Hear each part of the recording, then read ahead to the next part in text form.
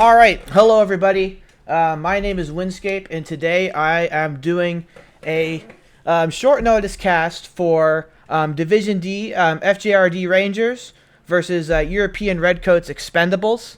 And we are starting on the first drop, Terra Therma Crucible. Team 1 is already locked. And I might, if I have time, I'll see if I can set up my map strap. I don't actually have that set up yet. So we will be proceeding shortly, because as I said, Team 1 is already locked. So since this was a kind of a last minute thing, I will not be running a lobby. So I will be doing my best to officiate as the games go about. But guess while we're here, I don't know when FJRD is going to ready up, but we're getting one drop on Terra Therma Crucible, and considering that this is a Crucible, there has been some attempts. There has been most of these games are going to be very, very brawly, especially with a lot of the high DPS lights that we've been seeing pop up since the recent patch. But there is a chance that you can, if you want. I don't expect many people to try it, but you can find some spots on various volcanoes throughout the maps to try and set up a high ground Overwatch position, and there is just enough tonnage for that to be possible. But again, I don't expect to see that because we've been seeing a lot of high DPS lights popping up recently with most of the recent patches. So let me get it'll take a minute for the dropships to load in, but once they do, I will remember to pop up all of the info things. Let's just go to the center of the map. So we have our caps are Sigma, they're Epsi, Theta, Kappa on the 3. If you look on my left corner, the north, middle, and south cap, but these teams will be seeing it east-west because they'll be spawning some Gamma. And again, there's going to be probably something going on around the Crucible, but there's lots of teams that will try and get up on this rock or this rock. So there is some interesting things that can happen around the moat. So I can hear them queuing in. So I think I got all the buttons pressed. Let's go over to the European Redcoats side first. And I am seeing a quick draw 5K, 2 high DPS Osiris's, a Javelin 11F, two quick draws I should say, and a probably an X-Pulse Thunderbolt. Yep, X-Pulse Thunderbolt. So let me see what's on the quick draws. We've got X-Pulse quick draws. All right, so we've got some kind of a more receivey deck here from the Redcoats. Not necessarily want to be pushing with large X-Pulse. So let's look at the FJRDs. Ooh, they got Assassins. They want to brawl. I can tell already. They got a Skokomish, and they got an Arrow, presumably bringing DPS up the rear. That is exactly what he is going to be doing. So I expect the FJRDs to be crashing Theta any moment to bring that Zeus into play, while the Arrow is going to sit and farm. The Redcoats are going for a Kappa stack with their lights right away. So they are not caring about the middle cap, which is something that is very viable on Crucible, but you do need to control both outside caps. So we'll see how this right stack looks. It looks like they're setting up across from the FGRD's point of view from the right side of the map. They are posting up. It seems like they're expecting a push as well. So they're posting up, trying to figure out what exactly the European Redcoats are up to at this moment. The quick draws and Thunderbolts look like they want to get a little bit of Overwatch action, see if they can get some free damage in. The FGRDs are now moving into Theta, so I expect them to be staging a push within the next 30 seconds here, now that they've crossed into Theta. The lights from the Redcoats are ready to receive and respond. So it's just a matter of time now before we see a push here. Looks like Fritzer is starting to get a little bit of shots on some of these guys coming up, but yeah, it's all scratches. It's all tense right now. We're waiting for something to happen, and it looks like these Osirises want to try maybe baiting them to come in. They're trying to see if they can make them cross the bridge, but the FJRDs at this time are not biting. They're waiting, and the the Redcoats are waiting across the lava moat. They want to see who's going to make the first move. And FJRD has 2 caps. They did get Epsi while they were doing that, and the Redcoats did not take advantage of that. Where's their light? It's Osiris one piece. So one of the DPS lights is a little bit out of the way. So the onus is on the Redcoats to make a move, either to get a side cap or to push. And I can understand why they wouldn't want to push, because they may have not scouted it, but I'm sure they expect a very heavy brawl here from FJRD. And FJRD is very content just to hold 2 caps. They don't need to bleed if they don't need to, so this could be we could be here for a while, folks. So yeah, the Redcoats, they don't appear to be wanting to take a cap. Theoretically they could, but it looks like the Osiris that got the back cap, the Epsi cap, is sticking around so that he can try and track and make sure that they aren't making a move. And yeah, the Redcoats can see that they want to make a move, but I think they see that Osiris is there, and they're getting a little bit cold feet. They could jump him, of course. That would mean that they'd have to sell their X-Pulse mechs. So yeah, they're caught between a rock and a hard place here. I don't see any easy way out for the Redcoats.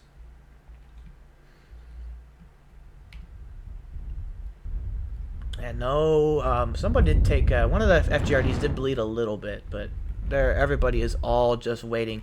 The Redcoats are going into the lava moat. I think it looks like they are determined that they're going to have to do something. So I'm curious to see what they're going to try and do to try and turn this around. They're going to try and push with those large X pulses, because TTB is waiting right around the corner with the Skokomish, and I'm sure he wants to get in there and really use that. I don't know if this low ground in the moat is very perilous, but if they can see that FJRD doesn't want to move, I guess they can utilize that as a flank. But I would be very uncomfortable if I was doing that right at this moment. I'd be so scared that someone would try and get me, and I'd be all heat capped like I'm permanently flamered. So the Redcoats, as I'm saying this, are all slowly wrapping towards Epsi, trying to secure both outside caps, but I'm sure that FGRD understands that they could go and take Kappa from the Redcoats. Oh, but we got a little bit of trading action here. Fritzer is trying to get some shots on what looks like the assassins and the arrow that are moving up to try and keep the Redcoats in their sort of pinned position here. But the most of the Redcoats have stayed by Theta, and 2 of them have sent to Epsilon, while the FGRDs have not made a move for the caps, and perhaps now are thinking of a move to push instead.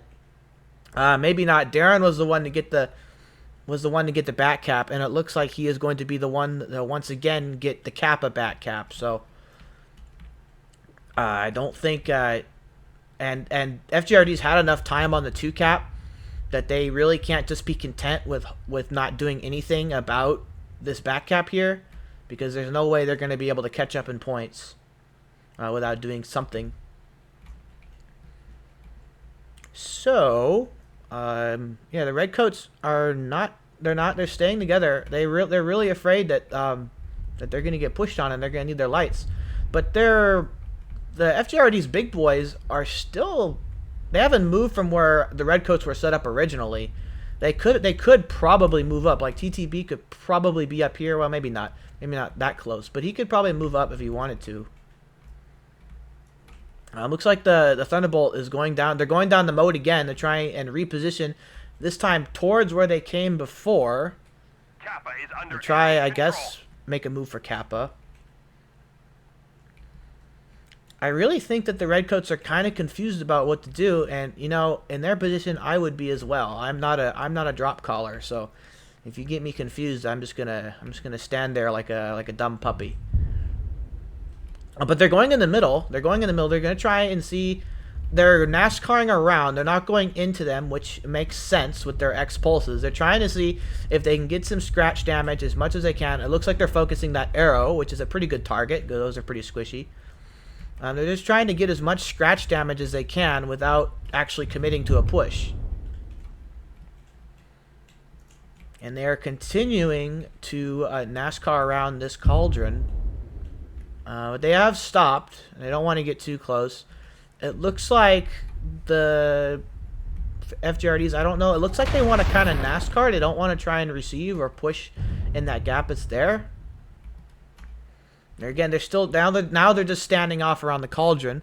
I'm looking at the map. It doesn't look like anybody is split off to make a cap. So FJRD is now quite solidly ahead with the caps. And we still got 7 minutes left of this game.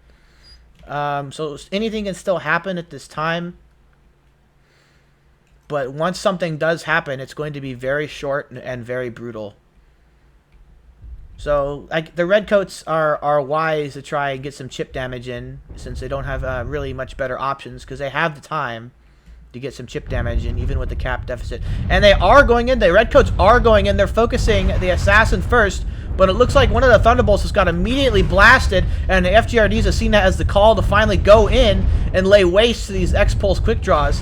One of the Osiris is up, but they're focusing quickly these quick draws. Looks like yeah, Boom Eagle is dead. The assassins are going in on the next quick draw now. It looks like the trap has been sprung, and it looks like the Redcoats are all out of luck.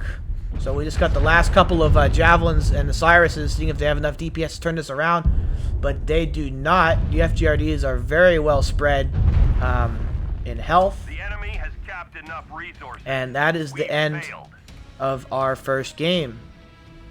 So I believe I have done all of my stream things correct. Like I said, I'm a little bit paranoid if I mess something up because it was short notice. I didn't want to make any mistakes. So I didn't even have time to make an announcement. So I might do that while we're waiting for the next drop, just to tell people to come on and join us here. Not a whole lot of damages here for this first drop. It makes sense. Very well spread from FJRD. There's not too much to go over there for the damages. So, you know, just a very very well controlled push there from FJRD. Not willing to bleed. Very smartly played. And very tense as well. I can tell those Redcoats are probably expecting a straight receive. I wonder, with those quick draws, those have jump jets, you know. They could have tried to post one up on the volcano if they really wanted to receive, and maybe could have gotten some angles there. But let me just make, while we're waiting here, let me just tell people that we're streaming. So let me get a link to my channel. Mute this. It looks like the stream is up. That's good.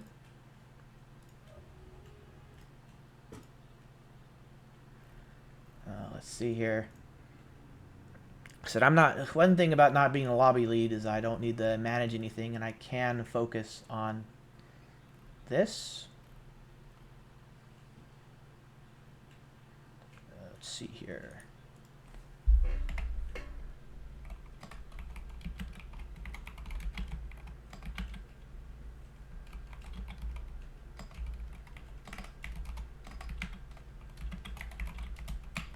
Okay, so yeah, we have 2 drops on Canyon.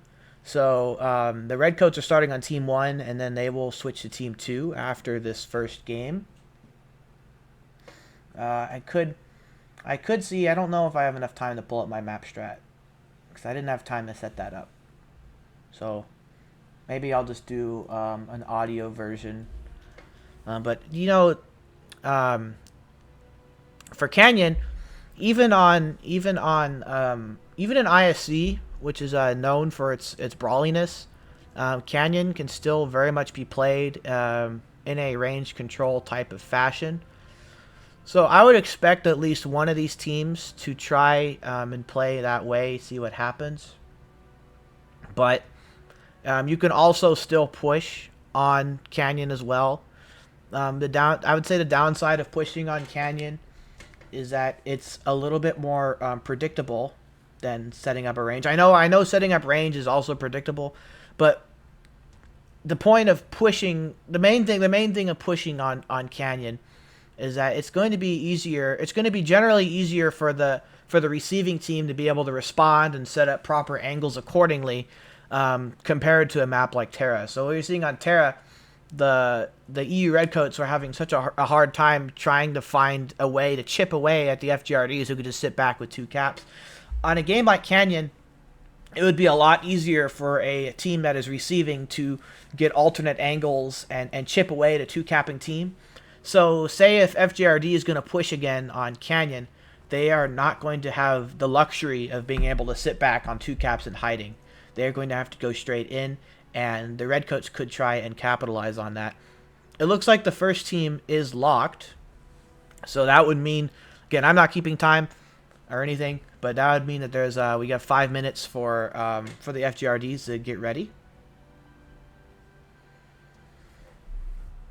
So, yeah, I could try and see if I can pull up my map and see if it works while we're doing that, because I have said my piece about Canyon. Let me just close my thing there.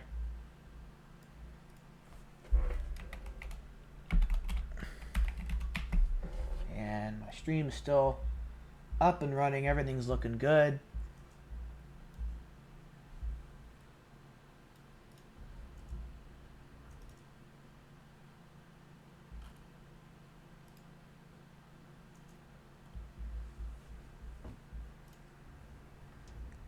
Looks like FGRDs could be ready soon. I'm still going to try and pull up my map while we're proceeding with this. Okay. So I've got a map. I've got a map open. Let's put it over here. So, okay, looks like we're launching. So I don't want to mess anything up and risk a radio cast. Just get right into it.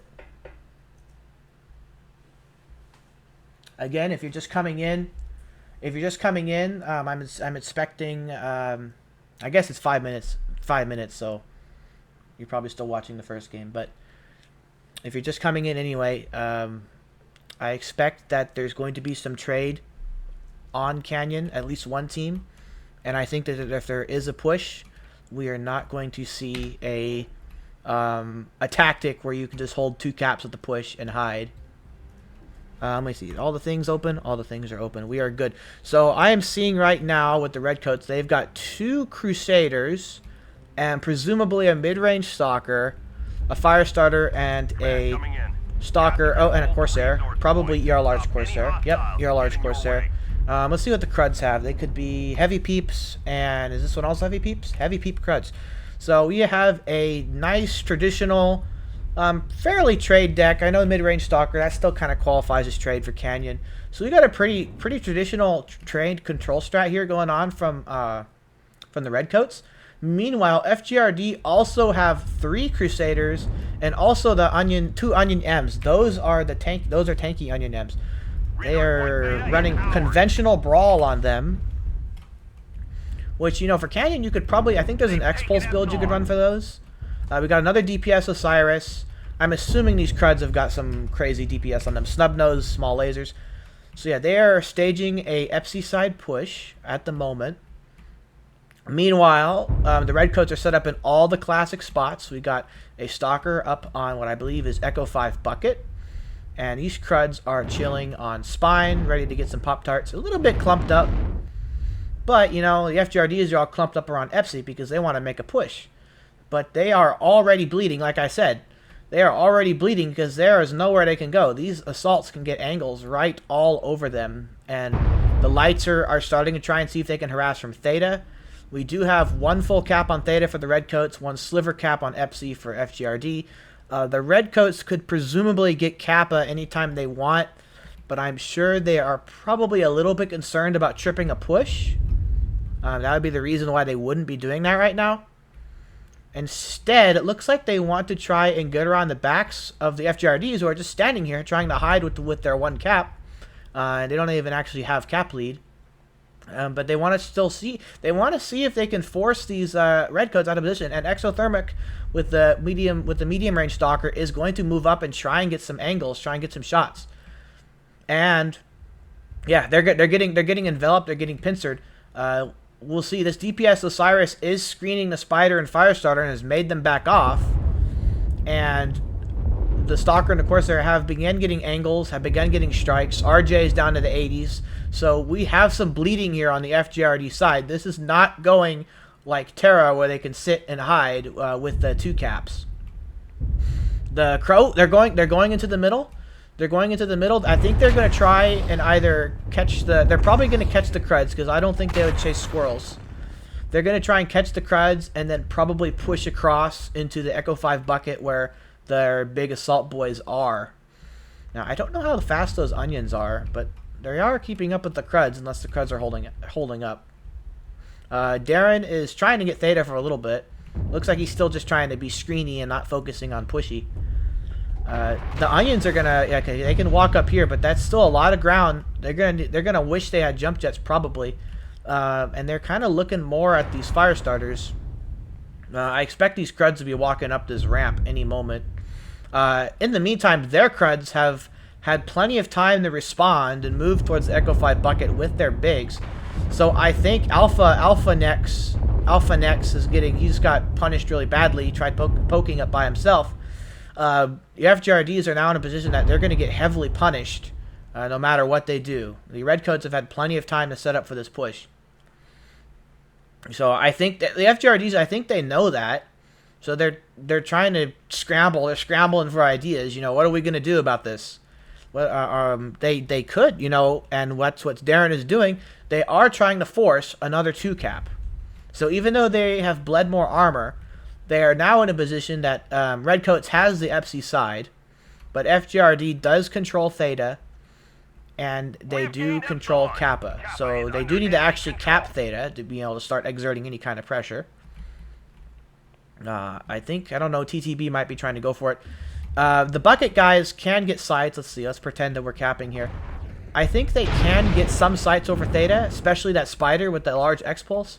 So the Redcoats can deny Theta for a pretty long time here. Monarch is getting exposed, getting blasted by all of their Overwatch. Again, so we are seeing a lot of bleeding here. The Cruds, and they're all stacking up on Theta now. Don't want to have too many people on Theta because we got strikes. And anyone that gets touched a little bit stops the entire cap. And they are pulling out because they know they don't want to have that cap. They do have it neutralized. But time is armor is a wasting for the FJRDs. Controlled by the enemy. But they are trying their best to hold a 2 cap and force the Redcoats to do something. But that Corsair, it looks like he may be just denying, but he just got a Gauss hit on Alpha Nex. I think he is having some good farm action up there. Let's go switch over to where he is. And even Exothermic, a little bit out of range for Exothermic, which is, yeah, now that they're not pushing, he is moving up with the Cruds. But this Corsair is having a good time waiting for these FJRDs to poke up their heads. But now that they have 2 caps, there are less opportunities. But again, as I say that, Dubious and the Firestarter can still keep chipping away. And that's what they're doing. They're chipping away. TTB is way here in the back by Kappa side. I think he wants to try and maybe catch somebody that thinks that they're going to be sneaky. I think that's his plan. But the rest of the FJRD is still in the NASCAR Valley on the other side of it. Dubious is making a play. He is right on the train tracks, though. Everyone can see what he's doing. So, yeah, TTB does know that Dubious is up there and is definitely going to try and intercept if Dubious makes any kind of plays like that. But it looks like Dubious, it looks like he just wants to kind of, you know, get some more chip damage in. I don't know, he has been costing him, though. You don't want to be throwing your lights away just for getting a little chips damage as out if you can help it. Shooting UAVs. Exothermic has moved up again with the binary stalker. He can probably get some really nice trades up. So those snub Cruds aren't going to do much, and those onions are AC-20s. So yeah, Exothermic has full control over these guys in the middle. It's kind of like a little whack-a-mole game for him. Dubious just got hit real hard, I think, trying to go for Theta, and then TTB just blasted him. So this game is still heavily in favor of the Redcoats, I think, but that last Firestarter needs to stay alive in the case that something goes south, like say that Exothermic just goes in there and gets blasted, but he is not. He is perfectly picking apart these FJRDs and is completely fresh. So I do think that the Redcoats have this game in the bag. It's only a matter of time. But the fact that Dubious did just die means that there could be something that could happen. Are any of these FJRDs hurt in particular? The Alpha Nex was getting a lot. He is open in one of the torsos, but no actual structure damage. RJ just got blasted. Those cruds are fragile. I think he just got legged. Yeah, RJ's almost down an arm and he's down a leg. Yeah, it's only a matter of time for the Redcoats to just come in and finish these mechs off now. They do want to not just go in quite yet because they still have most of their guns. And they still have some armor left. So they're being methodical with how they finish off the rest of these FJRD mechs in this valley. Darren looks like he wants to try and maybe get a little sneak attack on that Corsair. But the Firestarter can screen a little bit. Yeah, no moves for Kappa. TTP's still in the back there waiting. And Darren is going on the Corsair, like I said, trying to do something. That Corsair is fresh, but that Osiris has a boatload of DPS. But they have enough mechs. Darren is getting screened by the Crud and the Firestarter, so he is probably going to die. The FJRDs are making one last gasp. They're making a last gasp at Exothermic, trying to see if they can kill him. Looks like they took an arm off. Oh no, they took a torso off, but that's a standard engine Stalker, so he's still good. He can still get a couple more shots in. But this last gasp is doing a little bit more damage than I thought. They almost have Exothermic down. They have the Crud down. They still have one more Crud. The Corsair is still relatively fresh because they repelled the Osiris. But the mech favors are in favor of FJRD, and the Redcoats are losing armor fast. The FJRDs have pulled this out. So it may well have been that that spider may have cost the game. I mean, like I said, you could never know. It was looking so nice there for the Redcoats. It looked like they could just slowly pick them apart and have them. But the FJRDs made a last gasp push, and it worked. Even though the Osiris had to sacrifice himself for the Corsair, the rest of the guys, even RJ was probably one of the most hurt guys. He was legged. He was still able to get up in there and finish off the rest of these Redcoats. I am very thoroughly impressed with the results of that game. And RJ didn't get that much farm in, but his two Crusader brothers, they were farming the whole time, even though they were getting hit pretty hard. The Corsair was farming, as I said. Exothermic was farming pretty nice too. One of the Crusaders was farming. The other guy didn't do too bad. Yeah, but I don't think that 228 damage from Dubious there was worth it, because he did get caught by TTB, and he died. And I don't think that necessarily played into their downfall, but you don't want to be losing lights, especially when you have two lights like that. You can't afford to be losing them like that. So, very interesting game so far. That now means that we are 2-1 for FJRD, because they pulled that one out. So if FJRD has 2 wins, they just need to win this next game on Canyon. Looks like they've already swapped the sides. They just need to win this next game on Canyon, and they will win the set. But if the Redcoats get 2 victories, like say in the end, they can potentially win a tiebreaker. I believe that's how the rules for this work. So I don't know what's going on. I'm trusting that these teams are having everything set up the way they are. While they're doing that, let me see. Let's pull up my map strat. So I don't have it on yet. I just had to pull up the web page. So let me pull up the web page. Let's pull up Canyon 3 cap. Wait for that to load. When that loads, I'll see if my thing works. Okay. So if I turn this on. Okay, no, it's showing. That's weird. I think it's showing an old tab. So let me close some of my other tabs. Okay. So I closed all my other tabs, and let me see what happens. Okay, no, it's still showing. I think it's showing a game from my last cast. So I don't know how to set that up at the moment to have that show my current page. I could try editing it. I do kind of want to go over the games a little bit. I think I covered it okay. I think I covered it okay verbally. So I'm just gonna while we're waiting here. It looks like the FJRDs are probably gonna lock pretty soon. I'm just gonna play with my settings a little bit. Maybe properties. Yeah. So let me put in a fresh URL here from my new map room. I probably should save my map room for casting. Make a little casting map room for myself. But for now, we'll just replace this URL. Okay. And then see what happens.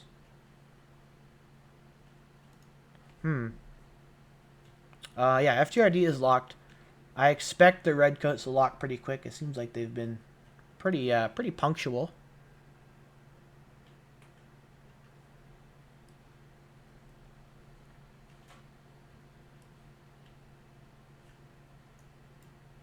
I don't know why there's 2 users on my map strat.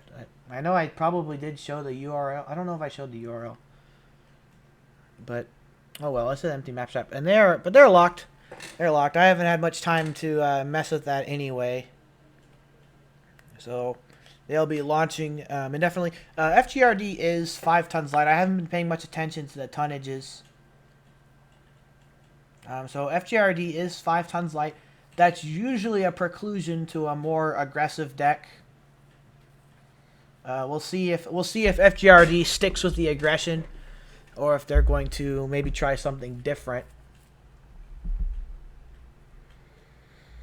Meanwhile, I think that the Redcoats are probably going to stick with the control, because even though they lost, I think that you could still argue it was working pretty well for them. But maybe they won't. We are on the Redcoats side right now. They have got presumably a binary charger, X-Pulse charger, Trade Corsair, ER large Trade Grasshopper, and I guess you could say that's a Trade Crud, Trade Crusader. So it's a bit of an interesting mixed deck here. It seems like Exothermic wants to, instead of trying to take aggressive peaks, he wants to try and receive or push. So we'll see how that plays out. I think he's expecting a receive. Meanwhile, FJRD has got A1 chargers. That can only mean that's an aggressive deck then. X-Pulse small lasers. That is going to be very pushy. I like those chargers because you can push with them, you can receive with them, you can do a lot of things with those A1 chargers. And then TTP is bringing up the rear with a snub Shadowhawk, and they got an arrow for extra DPS. The FJRDs are taking up the middle of the map, looking to see if they can get some shots in with those X-Pulse on their way. They are kind of stalled in the minute at Theta. Exothermic can get some. Looks like he's getting some damage out. 4 X-Pulse versus 3 X-Pulse. FJRDs are starting to bleed. Oh, forgot to press my buttons. I just wanted to see because yeah, Exothermic hasn't bled too much. I think he won that exchange there. So I don't know if the FJRDs are. I don't know if I would want to stay in this spot. Especially you got those A1s. They can move fast. They can go somewhere else. So I'm not really sure why they're trying to post up here. Maybe they didn't scout. This Grasshopper isn't exactly hiding here. Maybe they didn't scout what they have. Or is it the Corsair? Corsair's up in the junkyard trash pile. Some of the FJRDs have moved over to Epsi side. Most of their lights. One of the chargers has rotated to Epsi side. One of them is here by Radio Tower on the corner, and then RJ is still in the middle ramp. TTB just got shot in the back, I think. No, he didn't. He did not get shot in the back. It just looked like it. Looks like they're trying to trade with those X-Pulses. I think that's a trap. It's a trap. And I think the FJRDs are realizing that. Monarch here is getting a little bit of free shots being exposed.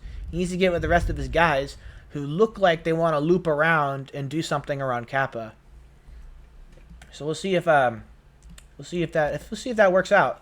I don't know. Again, FJRD did bleed, but they also bled a lot more last game and they still won. So we got a lot of fight left from these FJRDs.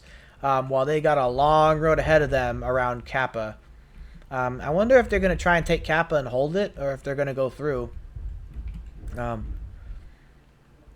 Redcoats do have Theta, so I think that's why FJRD was trying to stick around, because they wanted to get Theta. But the FJRDs only have one proper light mech that can actually secure that. Let's see here. Dubious is a little bit close. He's moving around. He's sticking around with his big boys. The FJRDs are still moving in the low ground. It looks like they're walking through Kappa. Yep, the Chargers are walking through Kappa. They might have had some of their Wolfpack stay on it. I wasn't really looking. The Redcoats are still pretty content with receiving. The Corsair's still chilling on Junkyard. He's way up there, up high.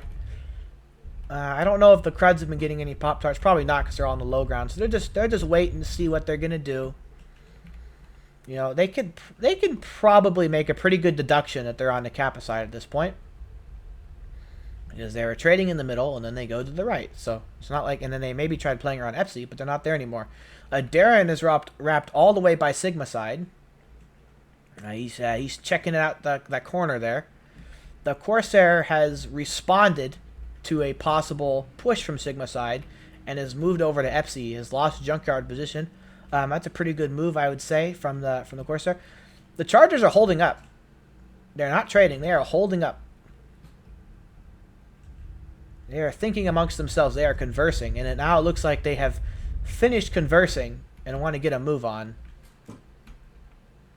Meanwhile, again, the Redcoats have had ample time to set up. It looks like they're all posted over Epsi, waiting for them to come around the Sigma side corner. Now, what you could do is get this shot. You could get Exothermic, but Exothermic also has the DPS, so you could run into his DPS and possibly get some better shots, and that's what they're doing. They don't want to wrap around Sigma side. They want to go get Exothermic, and Exothermic realized that and got scared and had to run.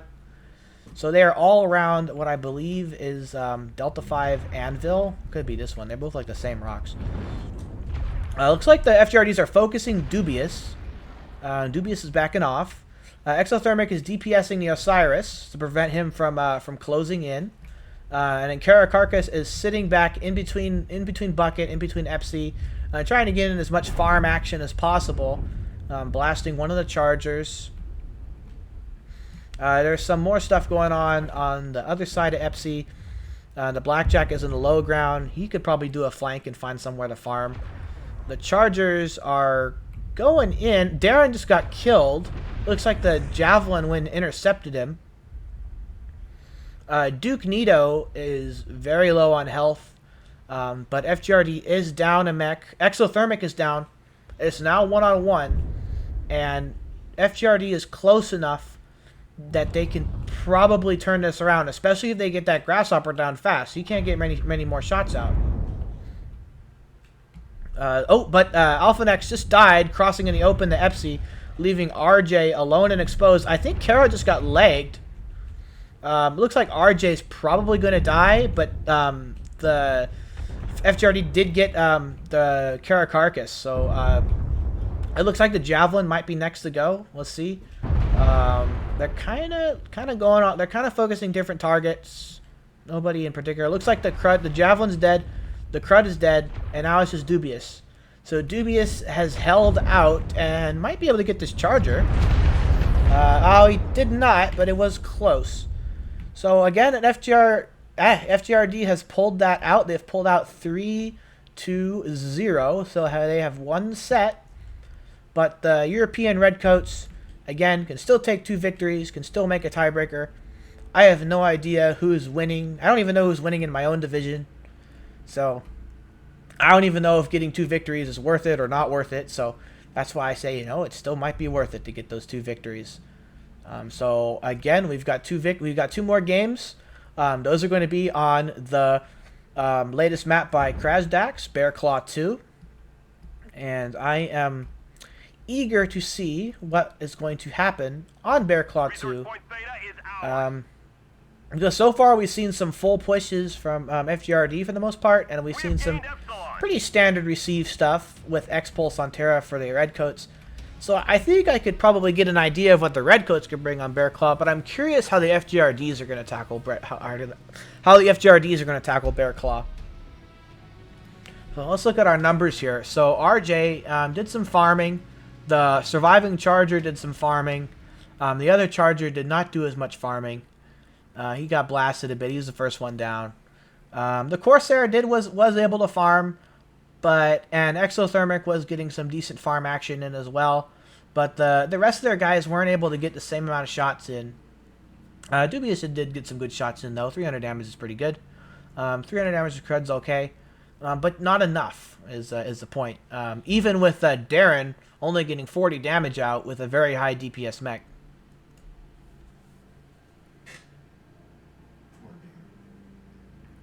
So now we'll be moving on to Bear Claw. So this is a good time to see. I don't know. I think the people that work on the map strats, they aren't super involved with the game anymore. So I don't even know if there's a Bear Claw out there. Well, yeah, there is. I should know better, because my own team was looking at these map strats, so I should know better. But it's not loading anyway. So I'll wait for that to load in. So we'll see. They're probably going to stay on the same side. I don't think they switch until the end. So let's see if my Bear Claw. Okay, my Bear Claw is loaded. So I think. So for the canyon, let's go back to the canyon. I know I just loaded in, but let's go back to the canyon real quick. Canyon. Let's see if the thing works. The thing works. Okay. So for canyon, let's see.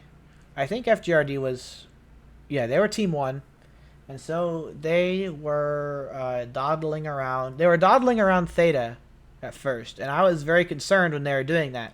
But I was also very concerned when they did the previous game.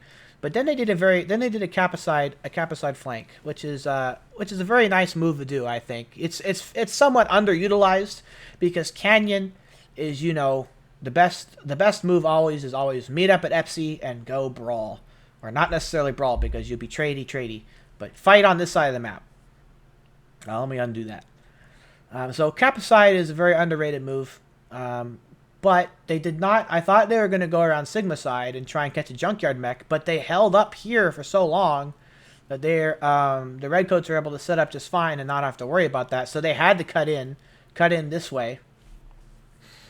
And some of the Redcoats are still posted up here in D5. I don't think they caught that in time. Let me see. Yeah, looks like we got some time here. So yeah, I think some of the Redcoats weren't caught up in time. I think that Grasshopper is a little bit of an outdated build. He is going to be struggling for DPS, especially he's probably not running a targeting computer, but if he was, that would not be helping him in this scenario. Let's go on to Bear Claw.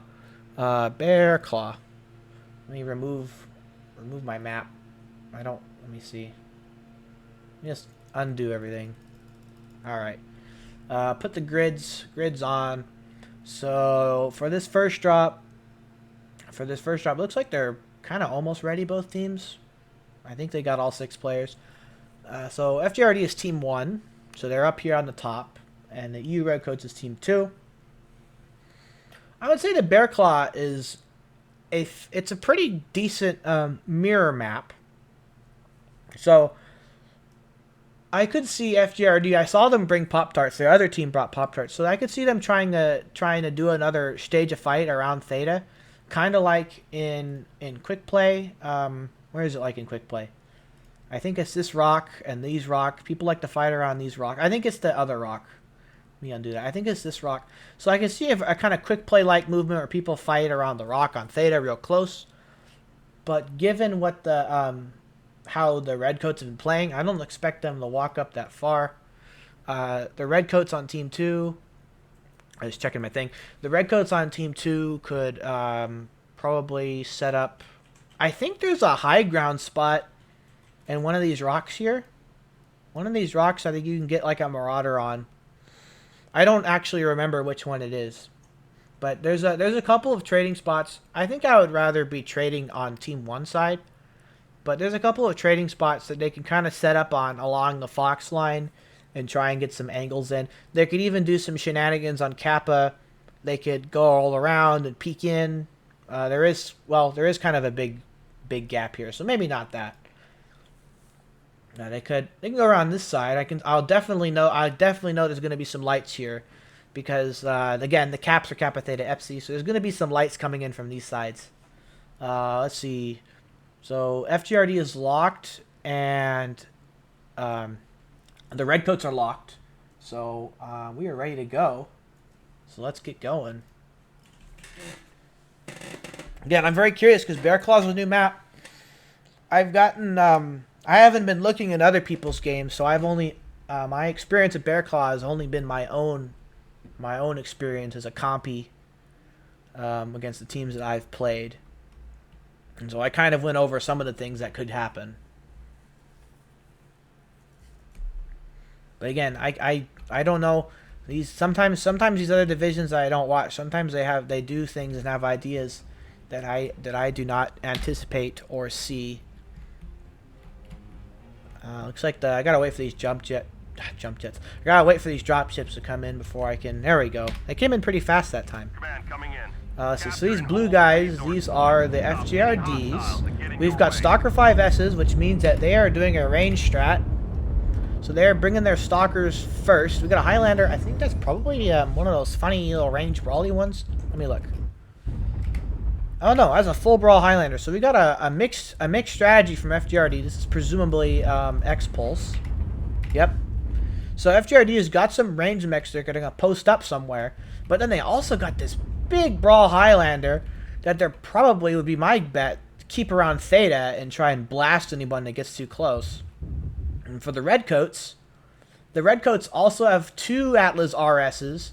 They're sending both of their lights for the side cap, while FJRD is kind of looking towards Epsi, but not actually sending anything there. They got what looks like a Gauss trade binary Vomit Night Star and X-Pulse Atlases. So mid-range. This Grasshopper has jump jets, though. He's setting up on one of those rocks I think I talked about. 5-year large. So they got one trader and then one mid-range and some mid-range DPS. Well, FJRD has got two traders, one mid-range DPS, but no mid-range Vomit, and then one slow brawl. That's what that is. You are slow brawl, sir. Bringing slow brawl to well, actually, that could be a little bit fast, but still, Highlanders can only go so quick. So Karakarkas is set up and trying to get shots in, but I think they've all just been scratching at this point. But it is worth noting that only FJRD has been getting scratched at this point. Their Stalkers have not been set up yet. And it looks like the Stalkers want to trade on the outside. They want to trade on the outside of the mech factory. But if the Redcoats don't want to oblige to that, they don't have to. And so they aren't trying super hard to look down this outside angle. While the Stalkers, meanwhile, are pushed all the way out. Those Atlases do look tempting, though. Are you going to see them, RJ? Oh, you can't see them. They can walk out there because there's a big rock in the way. So the FJRDs are rethinking. This is kind of annoying. The FJRDs are going to have to rethink what they're going to be doing. Meanwhile, the Redcoats looks like they are going to be the ones to be staging the action, staging the push. They are slowly walking up, which I believe is the 4 line. The outside 4 line, and are going to get ready to make these FJRDs decide what they want to do. The Highlander's still focused. He's waiting for the brawl. He's ready. The Stalker, TTB's up there. You got a Stalker up there. I didn't know you can get a Stalker up there, but he did. But not anymore, because I think he saw how close they are and is probably scrambling to reposition, because they are probably about 400 meters out at this point. And you do not want to just see a brawl and be 400 meters out. That's a little bit precarious. Even Karakarkas is pushing up, and he's all year large. He's not afraid. Exothermic is in the front here, seeing their Atlas and getting some farm on them. They did get some shots on the Highlander, but I don't know if that's a known quantity yet. I don't know if they would be willing to push so urgently with their mid-range if they knew. But that Highlander, he wants to get out there. He wants to get a shot in, but they're just a little bit too far away. He doesn't want to get exposed just yet. Meanwhile, the Redcoats are NASCARing around this big rock into TTB. Looks like TTB is going to get focused, but he has been able to back into the rock, and so now they can switch to RJ. The Highlander's coming in saying, hey, you're not going to be bullying my stalkers. And he's getting in there. He's focusing that Atlas, making him die, and he's dead. But Vulcan, you know, he did get legged for that, but, you know, okay, he got his, they shot his other leg. He wasn't able to shield it in time. Karakarkas is dead. Meanwhile, it looks like they're looking at the lights a little bit, but Exothermic is coming in to bring some DPS in, but he has gotten halved, or at least has lost an arm, so his capability to damage is hurt. And meanwhile, Duke Nito has been caught in the back, trying to get this light, which he did leg, but was able to get finished. Meanwhile, Exothermic tried to help receive that since he got halved, but the rest of their stalkers are going to come in, kill Exothermic, and just leave the lights of FJRD remaining. Mersu and Dubious Squirrel. That Fresh Atlas is not going to be dying anytime soon. And the rest of their guys are fresh. So, Dubious, not much Dubious can do. He's got 1 cap and 3 fresh mechs. So, tough spot. He's getting shot in the back. That Blackjack really wants him. I don't think he did that much though. I think Dubious is still okay. I can't get his health. Let me get his health. Come on. Come on, Dubious. There we go. Alright, so yeah, he's got an open torso, open arm, but yeah. Trying to finish TTB. If kills mattered, I guess that would be the play, but I don't think kills matter. And it was not fruitful in the end. So this is looking to be a sweep from FJRD. Again, I have no idea what Division D looks like, but considering how tit for tat Division A has been, with my limited attention looking at it, this could be very big for Division D, I would imagine. Meanwhile, very even damage spread from FJRD. I'm not going to say anyone farmed, because this is the big tonnage leagues, and so my farming standards are much higher for the big standards league. But, you know, 500 damage, 400 damage, all very good, all very nicely spread. Duke Nito got caught in the back by the flea. He did leg them, which is very good. So, you know, that 90 damage was doing something useful, but it did not bring him down, and he still died. And the rest of the Redcoats just couldn't bring out enough damage. The push did not work. FJRD was able to receive, and that Highlander was able to give a nice surprise, even though I did not seem like he lived very long. I didn't actually look at his damage, but considering it was well spread, I think he did his job. So now we got the last game on Bear Claw. If I were a guessing man, considering I have a slow hard drive, they're probably already swapped the teams by the time I load in. Yeah, they have already swapped teams, so I can pull up Bear Claw, just for, at least for my sake, just to confirm what they were doing.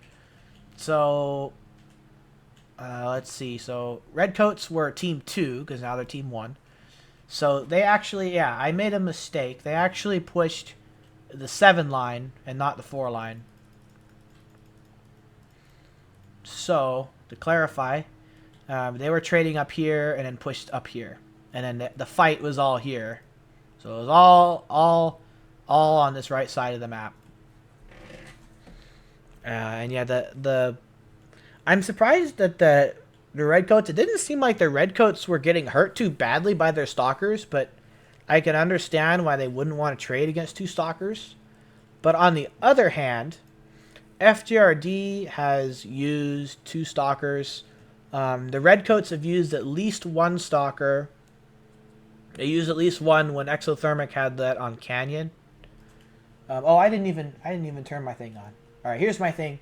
So you can see on my thing that they pushed the 7 line and not the 4 line. I'll emphasize it. They pushed this way, and then they fought over here. But yeah, the Redcoats, as far as I can tell, have 2 stalkers left. So FJRD have used 2 stalkers. They might have 1. No stalker stacking. I would expect some stalker stacking, but no team has elected to do stalker stacking. But, you know, 2 stalkers, I think you can say that's a stack. So I would expect the Redcoats on their last game here to use all their stalkers. That would kind of match how they've been playing, and maybe bring another one of those binary Night Stars, because I've only played that mech once, but I think it's a very good mech. The Redcoats are going to be probably ready soon. Yep, they have locked. So we're just waiting on the Rangers, the FJRD Rangers, to get locked. Yeah. So again, this is the one where the Redcoats pushed. Now the Redcoats, I think they're going to be on the side that I would favor, if slightly, I would favor for trading. So this side here, they'll be over here. They could do what they did before and push the 4 line this time. They could do that. Again, they could cut in the middle. That's one of these nice things about this Bear Claw map, is that there's a couple of different and we may say this is like Canyon Network 2016 and it's the only map you play. Everyone knows like the back of their hand. But for now, it's a new map, and there's a lot of different areas that you can decide where a fight is going to take place, with none taking any real precedent for the over the other at this point in time. So I know Bear Claw's got a lot of problems, especially with like terrain and airplane wings getting in your face and shooting through invisible walls, or having things in the way that are invisible walls. A lot of kind of things like that are kind of annoying for comp. But I would say that the general layout has actually provided some pretty interesting games. And so I'll turn the map off. They're not ready yet, but I'll turn the map off, and because the Redcoats have locked in at 420 tons, and that is, I believe, 5 under. Meanwhile, FJRD has got 5 people in the lobby, so we are waiting on them to get one of their guys in. See if they have a special build at the last moment that will really do something extreme. Let's see. Let's go back to my map. All right, back to my map. Well, they got their 5 guys. So let's clear all this up again. Again, I favor this side for trading a little bit, but I do. Now that the Redcoats have shown that they want to push, you can push the 4 line, you can push the Theta line. I've never seen any pushes from Team 1 out this way. I've never seen a push that direction. Well, probably because of this big rock. But you could also do that if you wanted to do a push. You don't really. You can cut in. You can cut in here. You can cut in on these two, or cut in here. But you don't. You can also go around here. But you can see with my arrow there, that's all your mech walking. You don't want to do all that mech walking if you can help it. But you also don't want to cut in here because this big old airstrip here is hard to climb up if you don't have jump jets, and you have to walk up this big ramp. It's just asking to get farmed.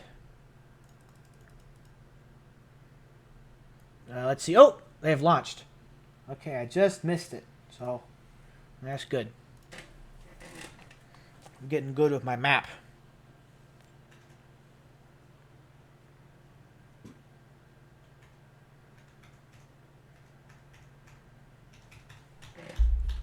Okie dokie. So where am I? I'm in the middle here. So there's Theta. I believe this is Team 1. Team 1 is north side. So we'll go check out this side first. Go check out the outside of the complex. See the dropships coming in. Let's press the buttons. We have got Charger 3Ks, a Stalker 4N. So the Redcoats have elected to only bring 1 Stalker. So they might have used one and I just didn't know. Or they just don't think Stalkers are all that great. The 3K is X-Pulse, also X-Pulse. X-Pulse probably for the Atlas. The Stalker, is that X-Pulse? Ah, cool, X-Pulse Stalker. I actually have one of those built like that since they nerfed the 4N's heatsink.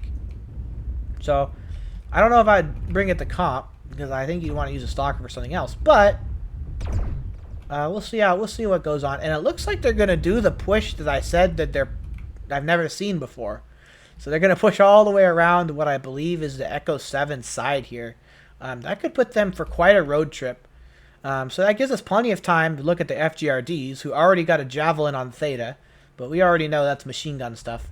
Hellspawn, let's see here. SRM Hellspawn.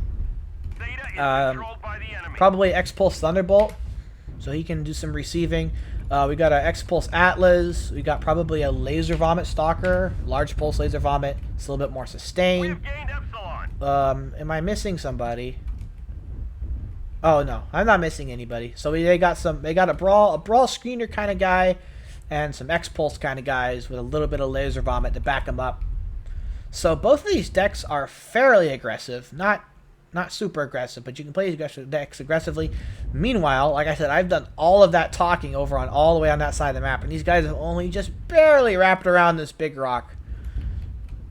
So they've got some time on their hands. But, you know, they both got X-Pulse.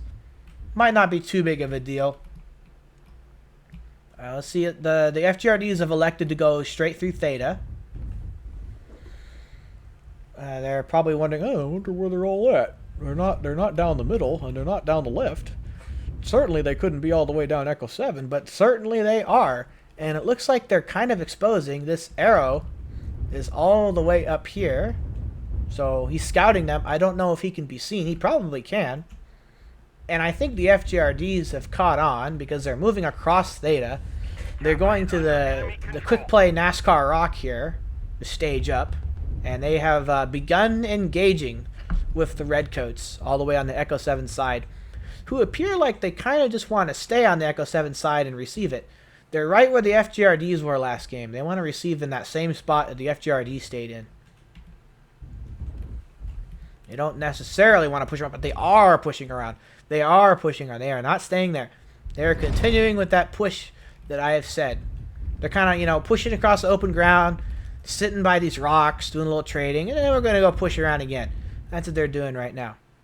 Meanwhile, the FGRDs are controlling the airstrip around the quick play rock and are just shooting them as they cross. But I'm only seeing TTB take any real shots at these guys. But they're all scratched. I think the FGRDs have been getting... Oh, they're both... Well, actually, the arrow has taken some damage. He is... Okay, he's a little bit... You need to get out of there, guy. He is getting a little bit farmed on. And when you're an arrow in the 425 tonnage game, you cannot be affording to risk your armor like that, because you are not only slow like the big guys, but you are also have no armor, unlike the big guys. The FGRDs are continuing to post up at the quick play NASCAR Rock around Echo 6.